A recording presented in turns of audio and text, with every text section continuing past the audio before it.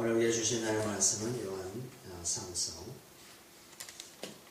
1장 4절에서 6절까지 4절에서 6절까지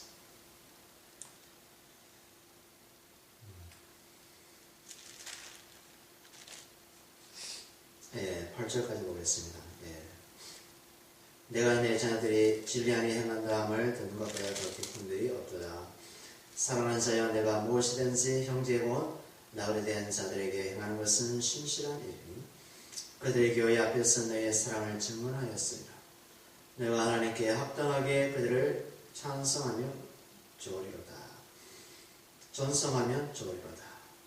이는 그들이 주의 이름을 위하여 나가서 이방인에게 아무것도 받지 아니하니라. 그러므로 우리가 이 같은 자들을 영접하는 것이 마땅하니 이는 우리로 진리를 위하여 함께 일하는 자가 되게 하려 함이라. 아멘.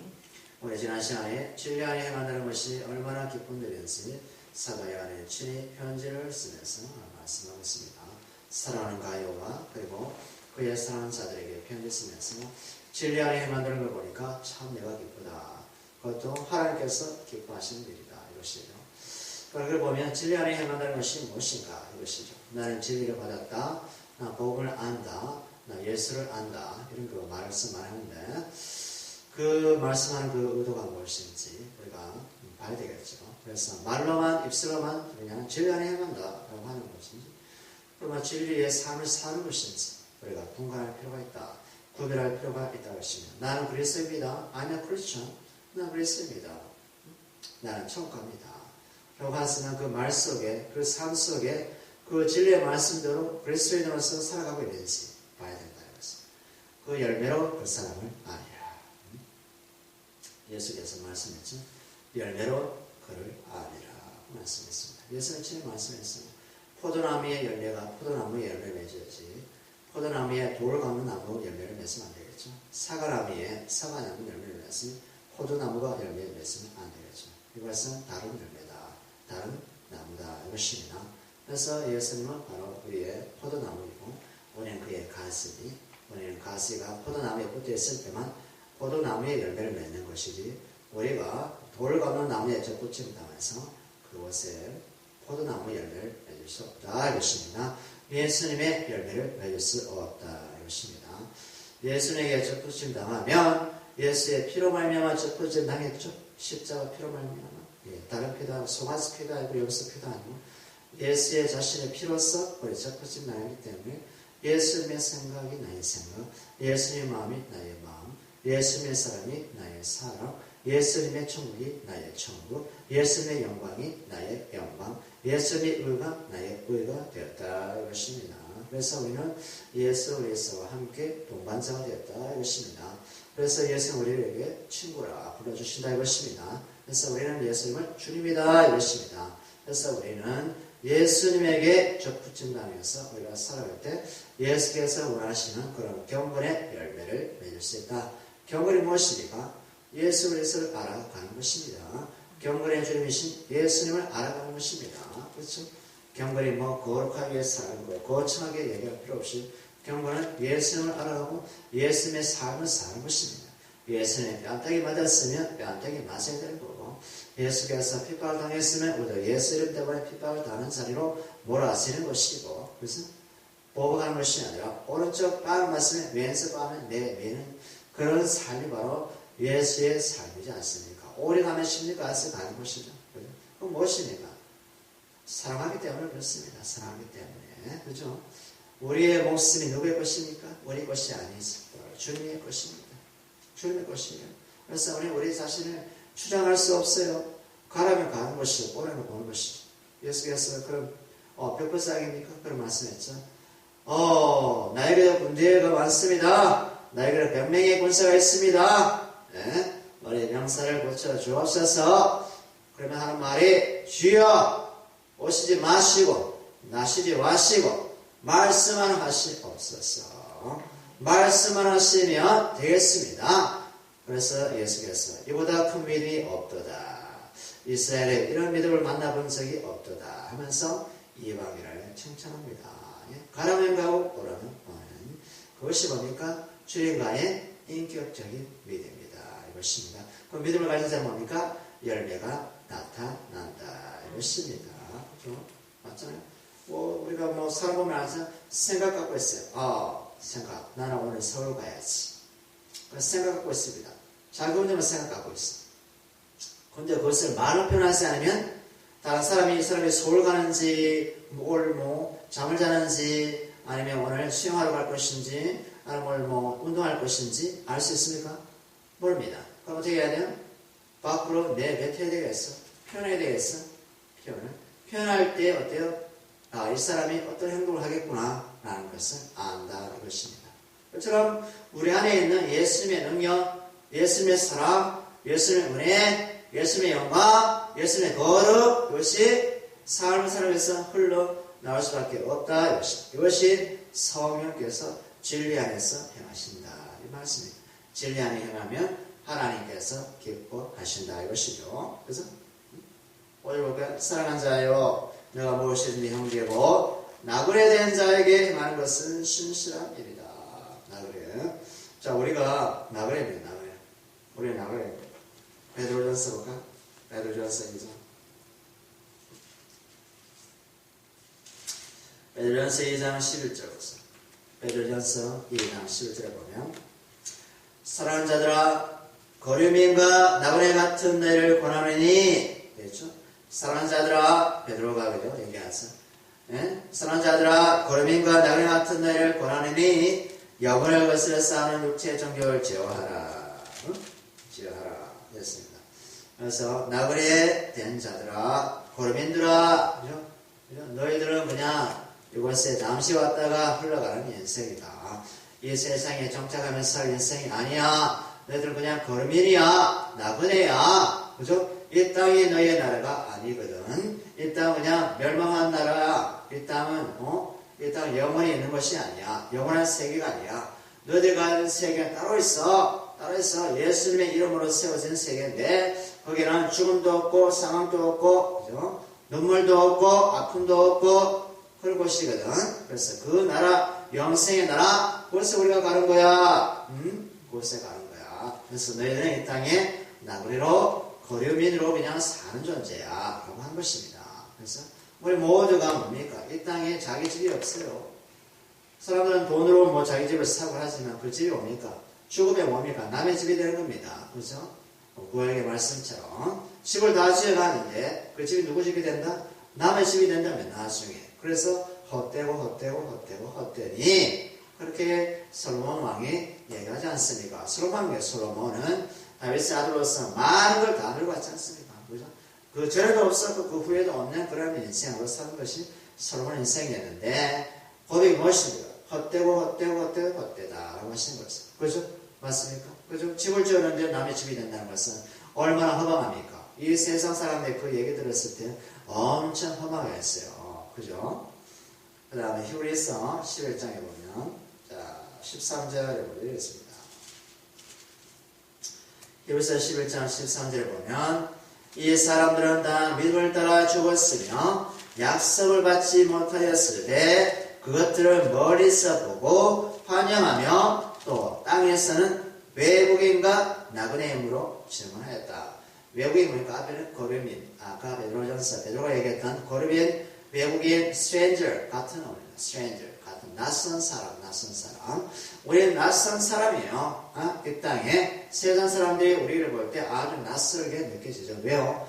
예수라는 사람 자체가 낯설기 때문에 그렇습니다. 그래서 우리는 낯설게 이 세상을 지나가고 있습니다. 아주 아슬아슬하게 지나가고 있습니다. 왜 그렇습니까? 우리는 세상을 탐하지 않고 세상을 취하지 않는 인생으로 부름받았기 때문에 세상을 멀리하고 세상을 통과하고 있는 중에 있는 낯선 자, 거류민, 그리고 나그네라는 것입니다. 그래서 우리 뭡니까? 뭐라고 얘기합니까? 13절에 뭐라고 합니까? 멀리서 보고 하나님 나라를 멀리서 보고 환영하며 땅에서는 이런 자로 살아간다 이것입니다. 그래서 여러분 천국을 봤습니까? 천국을 실상으로 봤습니까? 보지 않았지만 믿습니다. 믿고 있습니다. 예? 주님이 우리에게 오셨기 때문에 천국이 우리에게 왔습니다. 그러나 우리가 실상으로 두 눈으로 그죠? 볼 수 있는 날이 오는데 그 날을 보기까지는 우리 이 땅에서 stranger, 낯선 자로, 거름인으로, 타국인으로, 외국인으로 나그네로 살아간다 이것입니다. 그래서 우리가 나그네 살아가는 우리 인생에게 서로가 얼마나 적적합니까? 외롭습니까?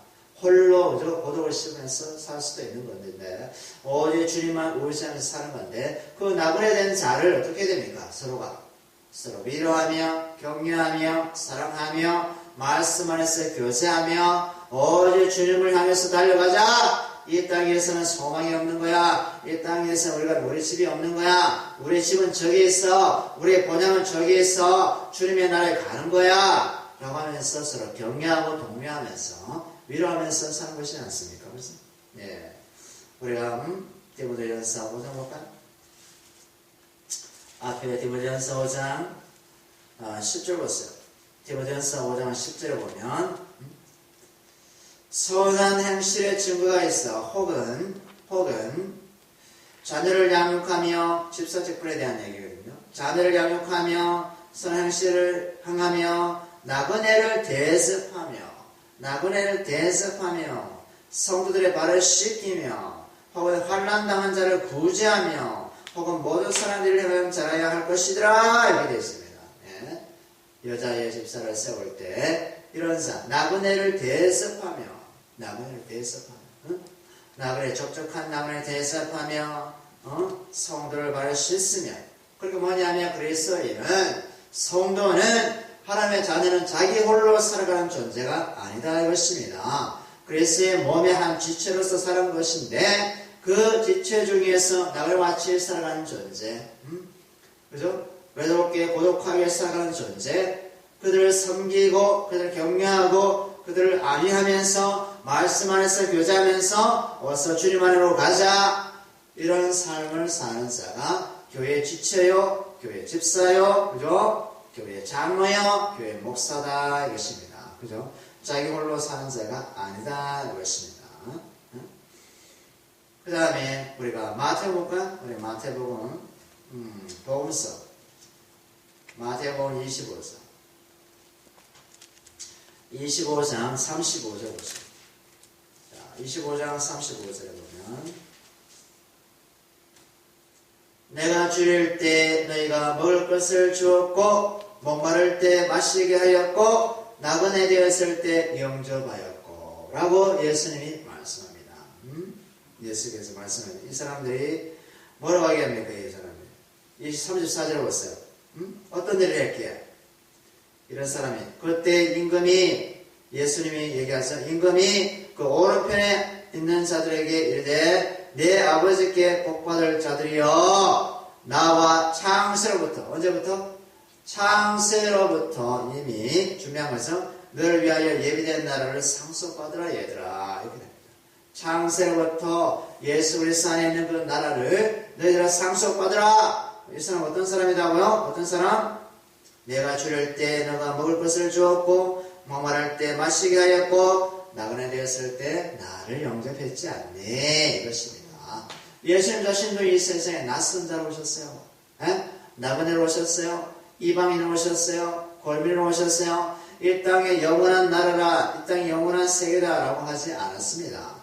지나가는 겁니다. 지나가는 거예요. 예수님 자신도 그렇게 표현했다 이것입니다. 그런데 그 제자들이 그죠? 제자들이 뭐야? 예수님을 어때요?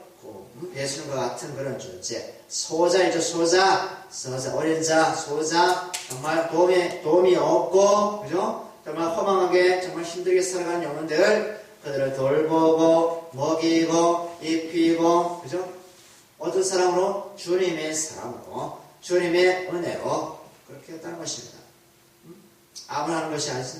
주님의 사랑을 받는 자가 그죠? 자기 이익을 챙기지 않고 모든 것을 다 드리고 그를 돌보는 겁니다. 이런 자만이 하나님 나라에서 태어난 자, 영생 받을 자. 언제부터? 창세로부터 예비된 나라를 상속받으라 복받을 자리요 이렇게 얘기해요. 그게 바로 예수 그리스도 안에 있는 모든 자.